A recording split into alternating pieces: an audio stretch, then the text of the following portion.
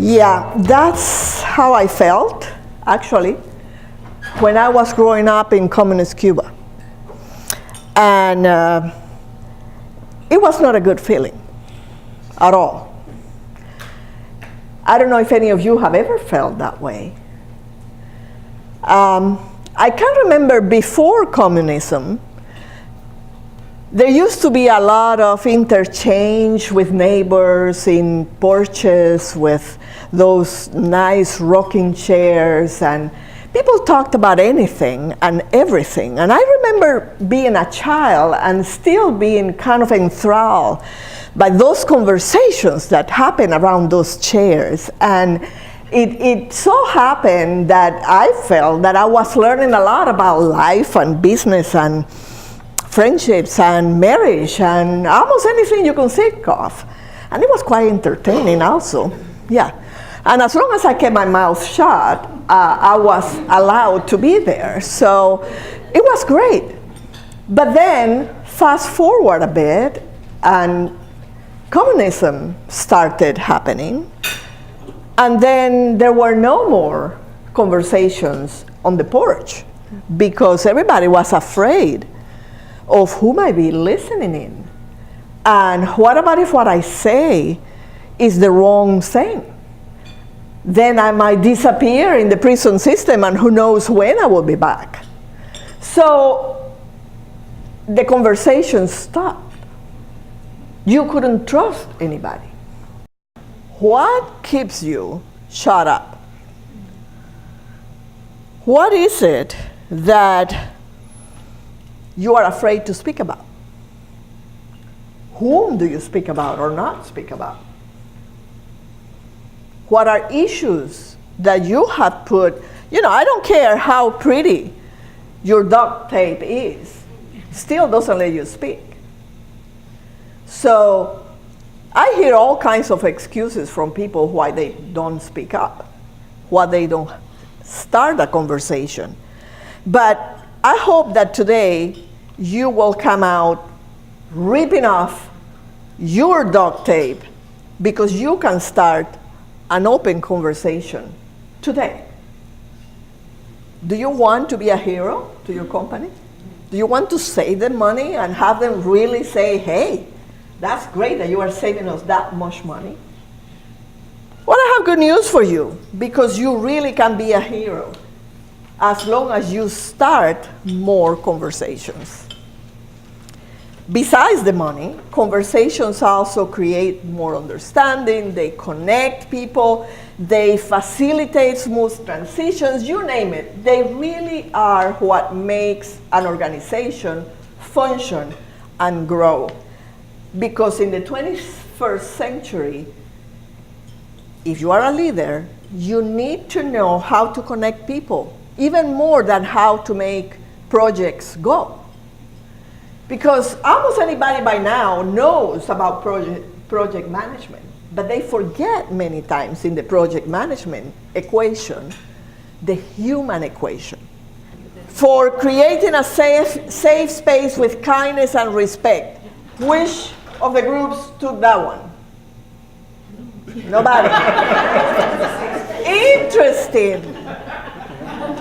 Interesting. You know why I find it so interesting? Because unless you do that first, you are not going to have a conversation. People are going to feel like I felt in Cuba. So how do you create that space? Because having a conversation, people can feel is risky. What do you do to create that space? I have learned as a coach that many times I do need to make it a point, if I am talking to someone, to truly have an open mind. Because I might have something, a suggestion that I think will be perfect for that person, but guess what? They have a totally different solution that is really the perfect for them. And so in the same way, in an organization, sometimes we miss on innovation just because we don't bring to meetings an open enough mind that is willing to listen to all the voices and to let people come up with new ideas. Part of the reason why things tend to go wrong many times is because we do not take the time to reflect. The only way to learn is by reflection. Part of what I did for my doctoral work was a section on adult learning, on transformational adult learning. And part of what I learned through my research and reading and all that kind of stuff that you have to do when you are doing a doctoral program was that I learned that the only way people change because they learn is if they reflect. If they don't reflect, they don't learn.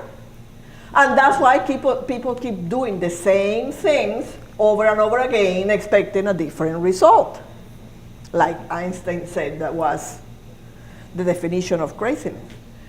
But that happens a lot in organizations. Something is not going right, and yet people keep repeating the same errors. Why? Because they are too busy. They don't have time to stop and think together and reflect. What of what we are doing is working and what is not working? And if something is not working, how can we do something different?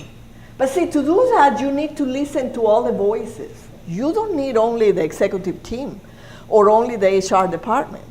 You need to bring representatives from everywhere, because guess what? Usually the ones that know best what is not working and what might work better and how, who are they? Yeah, the employees at the bottom of the line, because they are the ones that are having the experience. So transformative conversations are the ones that make hard connections. And they also happen when people feel seen, heard, valued, and validated. That's when they feel that you are really connecting with them, because the core act of leadership must be the act of making those conversations real. So if you forget everything else that we have talked about today, remember that the main thing about communication is being genuinely interested. When you are, you don't have to fake anything. You don't have to think about, oh, I need to nod and make eye contact and repeat back so that they know I understood what they were saying. No, you don't need any of that crap. Because you are genuinely interested and people can feel that and they can respond to that. So I challenge you today to rip off that duct tape and to start a conversation today. Thank you.